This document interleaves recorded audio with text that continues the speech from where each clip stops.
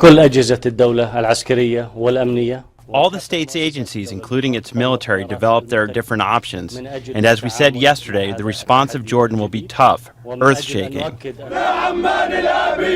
Elsewhere in the Middle East, the grisly killing of the pilot drew condemnation from leaders in Palestine, Israel, and Turkey, and from leading Muslim clerics, including the Grand Mufti of Lebanon. We condemn this cowardly act, and whoever committed this cowardly act is far from being related to Islam or any other religion. This is brutal and totally reprehensible, and no person or religion would agree with such an act. King Abdullah returned to Amman today, vowing a relentless war against Islamic State fighters. He cut short a visit to Washington, and before the pilot's death at least, had faced criticism over the airstrikes.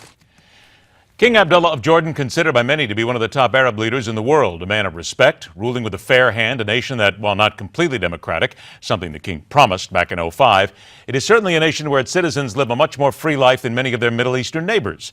Thus, it's a nation despised by the radical wing of various Middle Eastern dictatorships, and often a target of those who would wish death upon nations such as the United States, Britain, Israel, many others.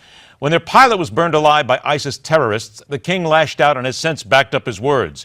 Jordanian planes flying sortie after sortie, bombing away at ISIS positions, perhaps doing more damage to the killers in one short week than the coalition had accomplished in months. It was that stern resolve that made King Abdullah something of an immediate folk hero, not just in his own country, but here in the U.S. he was lauded for being a man of action, a leader not willing to go softly into that warring night, one seeking more than revenge on the enemy, rather obliteration.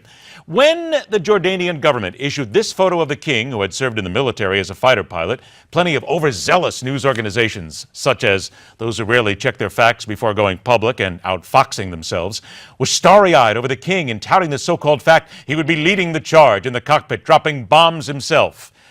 This was, of course, all wrong, no basis in fact, which, as we all know from our various meetings here, never stopped the cable networks and internet blowhards from slapping their name and news love all over a king. It led to plenty of comparisons between the king and American President Barack Obama, who has been, in more than a few opinions, rightly hammered for months now in failing to truly lead this nation in the war on terror. Some of the more extreme mouths have called him soft, scared, a coward. You just go ahead and take your pick on all this. So it was with some bemusement this picture mashup found its way to my personal Facebook page. I reposted it, noted that the meaning behind the photo is priceless. And that lit a minor firestorm from which the post and the page really never recovered. I tried to tamp it down to point out to people, hey, it's dark humor, the need for everybody to lighten up. But the comments at some point between people of left and right persuasion got at times really downright ugly. The debate roiled back and forth between one person on the left not being all that amused and instead pointing out the infamous mission accomplished picture featuring then President George Bush.